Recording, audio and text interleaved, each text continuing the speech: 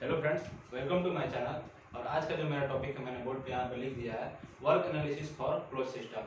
देखिए, close system के कैसे हमारा वर्क करता है, क्लोज सिस्टम से हम वर्क कैसे ले सकते हैं या फिर क्लोज सिस्टम पे वर्क कैसे करेंगे, वो समझने से पहले हम ये समझते हैं क्लोज सिस्टम होता क्या है। देखिए, क्लोज सिस्टम के बारे में मैं पहले भी बता चुका हूँ कि वैसा सिस्टम जो सराउंडिंग के साथ केवल और केवल एनर्जी का इंटरेक्शन करता है, मास का इंटरेक्शन उसका जीरो होता है। यानी कि मास का इंटरेक्शन जीरो होने का क्या मतलब है कि मास का सराउंडिंग से ना तो मास लेगा और ना सराउंडिंग्स को मास देगा। यानी कि लेन देन जो मास का है वो एकदम जीरो रहेगा, लेकिन एनर्जी का लेन देन वो कर सकता है। बट यही केस आइसोलेटेड सिस्टम जब आता है तो उसमें ना तो एनर्जी लेता है, एनर्जी का इंटरेक्शन होता है, ना मास का इंटरेक्शन होता है। और ओपन सिस्टम में क्या होता है, एनर्जी का भी इंटरेक्शन हो जाता है और मास का भी इंटरेक्शन हो जाता है। चलिए, आज जो सिस्टम है हमारा वो क्लोज सिस्टम है। उसके बाद हम ओपन सिस्टम के बारे में समझेंगे कि एनर्जी का इंटरेक्शन कैसा होता है। लेकिन आइसोलेटेड सिस्टम के बारे में तो एनर्जी का इंटरेक्शन जीरो होता है, तो उसके बारे में तो पढ़ना नहीं पड़ेगा। तो ठीक है, दो ही सिस्टम हमको पढ़ना है। पहले तो क्लोज सिस्टम देखेंगे। तो क्लोज सिस्टम को समझने के लिए एक सबसे बेस्ट हमारा नॉमिनल एग्जांपल होता है piston cylinder arrangement. Piston cylinder arrangement close system का एक बहुत ही बेस्ट एग्जांपल होता है। उसी के बेसिस पे हम देखेंगे कि कैसे वर्क एनालिसिस होता है, वर्क कैसे उस पर परफॉर्म करेंगे हम, फिर उस सिस्टम से हम कैसे वर्क लेंगे देखते हैं। चलिए, तो ठीक है, हम क्या करते हैं कि पिस्टन सिलेंडर अरेंजमेंट लेते हैं। यहाँ पे ये हमारा हो गया सिलेंडर, ये हो गया इसमें पिस्टन, पिस्टन हो गया।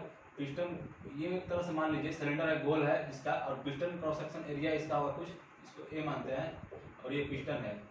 ठीक है, पिस्टन है, इसको हम बोल सकते हैं एक तरह से मूवेबल बाउंड्री है।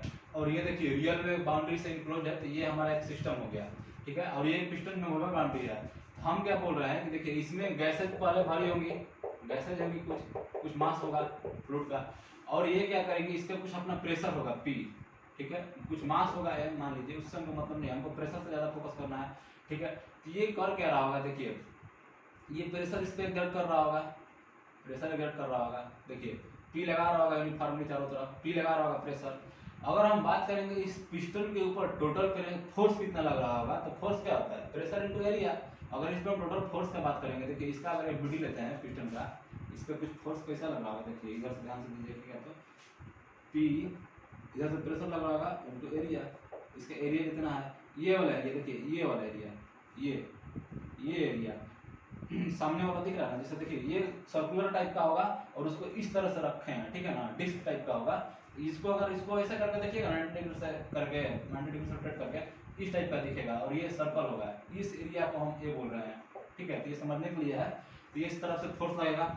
हम बोल रहे हैं कि देखिए ये फोर्स लग गया, हमारा फोर्स हो गया, प्रेशर इनटू एरिया। अब देखिए वर्क क्या होता है, वर्क होता है हमारा W is equal to force into displacement, यही वर्क होता है। अगर वर्क परफॉर्म करना है तो हमारा कुछ फोर्स होना चाहिए, और उस फोर्स की वजह से जिस बॉडी पे फोर्स लग रहा है उसका कुछ डिस्प्लेसमेंट होना चाहिए। अगर डिस्प्लेसमेंट भी जीरो हो जाता है तो फिर ये बॉडी का बोलेंगे क्या कि फोर्स क्या हो गया, वर्क क्या हो गया, सॉरी जीरो। तो इसके लिए हम मानते हैं कि पिस्टन क्या हुआ, यहाँ से मान लीजिए फोर्स लग रहा है, इसको डिस्प्लेस करके यहाँ तक ला दिया, ये पिस्टन में रहा गया यहाँ तक, और इसको मान लीजिए dx डिस्प्लेसमेंट, dx डिस्टेंस से डिस्प्लेस कर दिया पिस्टन को। हम क्या बोलेंगे यहाँ से, W is equal to force कितना था मेरा, प्रेशर इनटू एरिया, और डिस्प्लेसमेंट कितना हो गया, dx। ठीक है, प्रेशर को हम ऐसे ही रखते हैं और इन दोनों को साथ में ले जाते हैं। देखिए थोड़ा सा देखने के लिए, A इंटू dx। अब ध्यान से देखिएगा, A क्या है, एरिया ऑफ क्रॉस सेक्शन, और dx क्या है, ये डिस्प्लेसमेंट है। अगर मान लीजिए कोई क्रॉस सेक्शन है और उसका हम बोल रहे हैं उस, देखिए इसको ध्यान से देखिए, तो सिलेंडर है, सिलेंडर का एरिया को उसके लेंथ के साथ मल्टीप्लाई करते हैं तो क्या मिलता है, ध्यान से सोचिए, वॉल्यूम मिलता है। तो अगर यहाँ से देखिए, यहाँ से यहाँ तक का बात करेंगे तो ये मेरा वॉल्यूम मिलेगा A इंटू डी एक्स, यही ना वॉल्यूम मिलेगा मेरा, ये A इंटू डी एक्स, जिसको हम dV बोल सकते हैं। ठीक है, तो देखिए ये छोटा डिस्प्लेसमेंट के लिए मेरा वर्क भी क्या हो जाएगा, छोटा डिफरेंशियल वर्क होगा, क्योंकि डिफरेंशियल डिस्प्लेसमेंट है। तो यहाँ से बोलेंगे कि dW इज इक्वल टू, यहाँ से देखिए dW is equal to P into dV।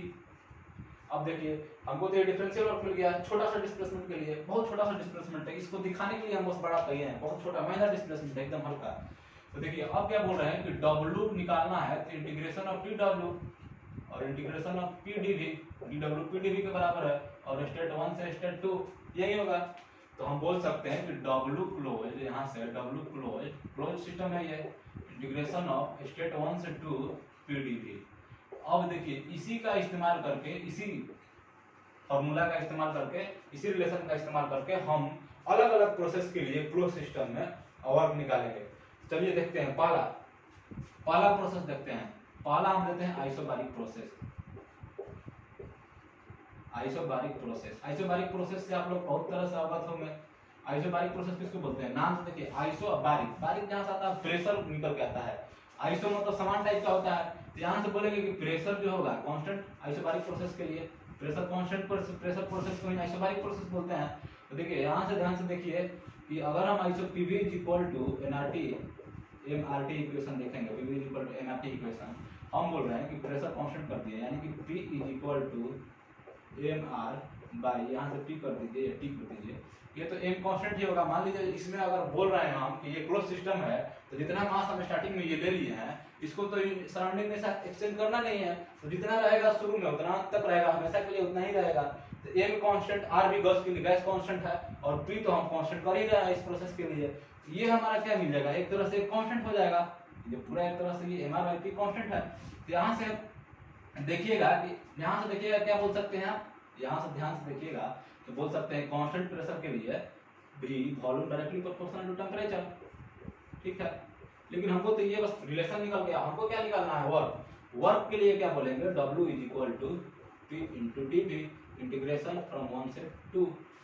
Pressure तो यहाँ पे कांस्टेंट है, प्रेशर कांस्टेंट है, तो कांस्टेंट का क्या प्रॉपर्टी होता है, अगर इंटीग्रेशन कर आप पढ़े होंगे बचपन में, तो इंटीग्रेशन कांस्टेंट क्या होता है, जैसे मान लीजिए यहाँ पे हम इंटीग्रेशन ले रहे हैं, integration of 2dx 2x dx, यानी कि 2 यहाँ से बाहर होता है, इंटीग्रेशन ऑफ x dx बच जाता है, क्यों 2 बाहर है, 2 कांस्टेंट था यहाँ पे। उसी तरह यहाँ पे p कांस्टेंट है, तो p को भी बाहर निकाल सकते हैं इंटीग्रेशन से, तो ठीक है, यहाँ से हम p को बाहर निकाल देते हैं। देखिए integration of p dp, p मतलब बाहर निकाल दिए, यहाँ से w is equal to p v2 minus v1, और p देखिए ये हो गया हमारा आइसोबारिक प्रोसेस के लिए, और p तो हमारा कांस्टेंट था।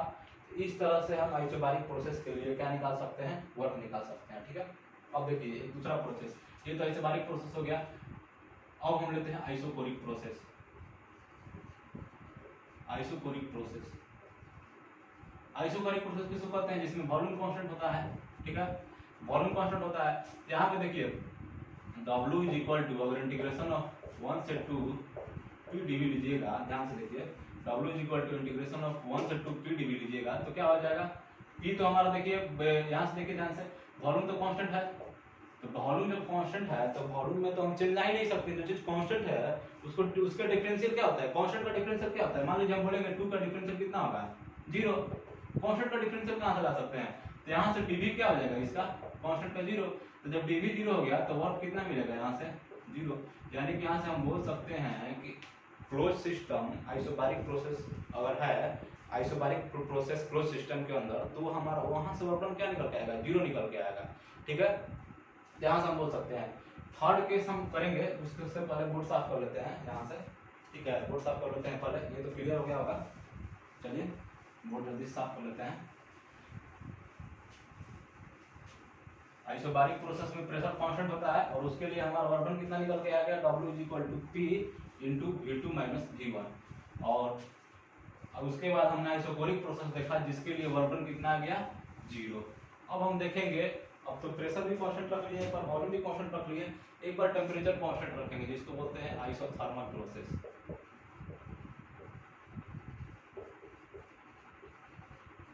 इसको बोलते हैं आइसोथर्मल प्रोसेस, टेम्परेचर कांस्टेंट, ठीक है, आइसोथर्मल प्रोसेस है, टेम्परेचर कांस्टेंट।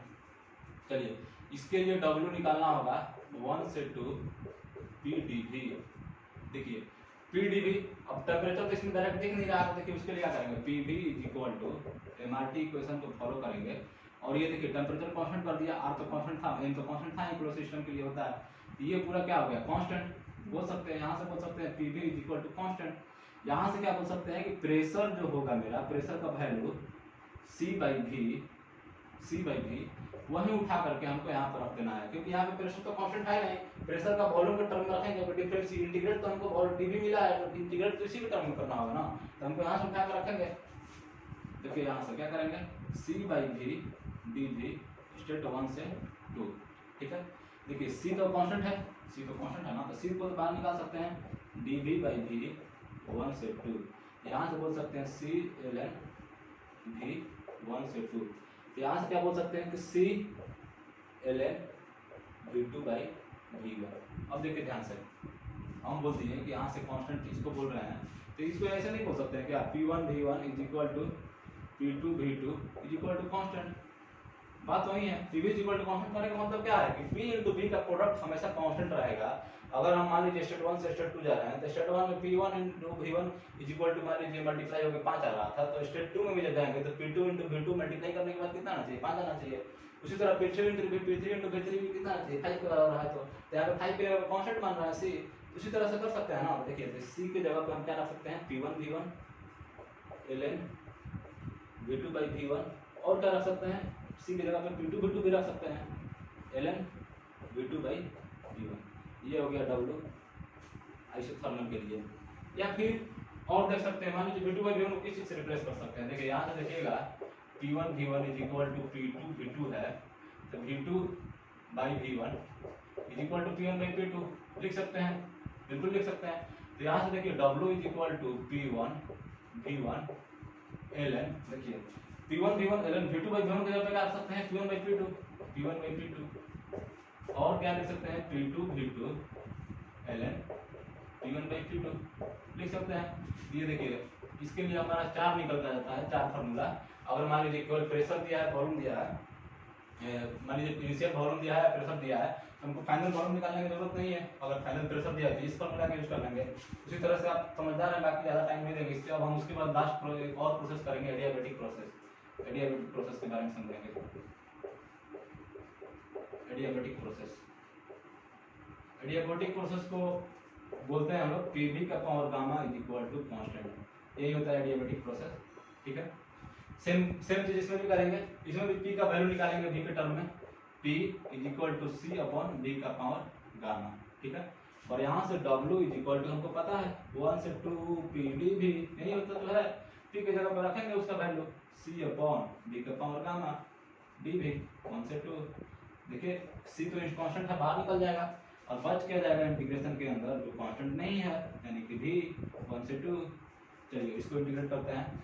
V का पावर -1 का इंटीग्रेशन कितना होता है, V का power -gamma + 1 divided by -gamma + 1। ये कहाँ से कहाँ जा रहा है, 1 से 2, और मेरा बाहर तो C है, ठीक है। वैल्यू रखते हैं C तो C है, C V2 का पावर -गामा + 1 माइनस V1 का पावर -गामा + 1 अपॉन -गामा + 1, ठीक है। देखिए C का वैल्यू क्या है, यहाँ से उसी तरह से क्या बोल सकते हैं, देखिए ध्यान से, हम जो बोल रहे हैं कि Pv का पावर गामा कांस्टेंट है, तो P-V1 का पावर गामा = P2V2 का पावर गामा = कांस्टेंट बोल सकते हैं उसी तरीका से, ठीक है। तो वहां से देखिए हम क्या करेंगे कि इसके साथ जब मल्टीप्लाई करेंगे तो C का वैल्यू क्या लेंगे, P2V2, और इसके साथ जब मल्टीप्लाई करेंगे V1 के साथ तो C का वैल्यू क्या लेंगे, P1V1। देखिए एक बार ध्यान से मल्टीप्लाई कर रहे हैं, P2V2 का पावर गामा V2 का पावर -गामा + 1 माइनस P1V1 का पावर गामा V1 का power -gamma + 1 divided by total कितना है, -गामा + 1।